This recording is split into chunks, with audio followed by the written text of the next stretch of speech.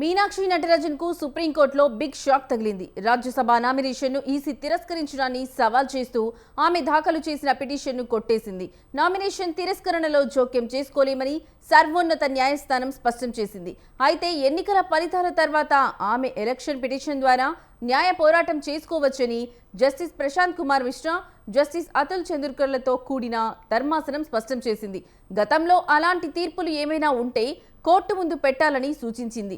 Returning అధికారి ఒకసారి అభ్యర్థి నామినేషన్ను తిరస్కరిస్తే దానిపై ఎన్నికల కమిషన్ను ఆశ్రయించడమే సరైన మార్గమని సుప్రీం పేర్కొంది. మీనాక్షి తన అఫిడవిట్లో క్రిమినల్ కేసుల వివరాలు నమోదు చేయలేదన్న ఆరోపణల మేరకు మధ్యప్రదేశ్ నుంచి రాజ్యసభకు వేసిన నామినేషన్ను ఈసీ తిరస్కరించిన సంగతి తెలిసిందే.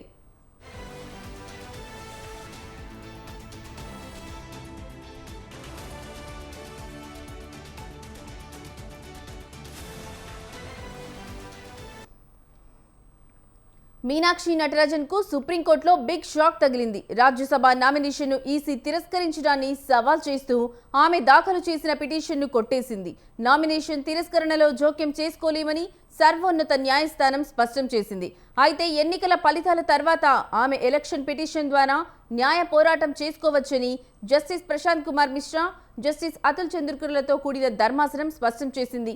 గతంలో అలాంటి తీర్పులు ఏమైనా ఉంటే కోర్టు ముందు పెట్టాలని సూచించింది. రిటర్నింగ్ అధికారి ఒకసారి అభ్యర్థి నామినేషన్ను తిరస్కరిస్తే దానిపై ఎన్నికల కమిషన్ను ఆశ్రయించడమే సరైన మార్గమని సుప్రీం పేర్కొంది. మీనాక్షి తన అఫిడవిట్లో క్రిమినల్ కేసుల వివరాలు నమోదు చేయలేదన్న ఆరోపణల మేరకు మధ్యప్రదేశ్ నుంచి రాజ్యసభకు వేసిన నామినేషన్ను ఈసీ తిరస్కరించిన సంగతి తెలిసిందే.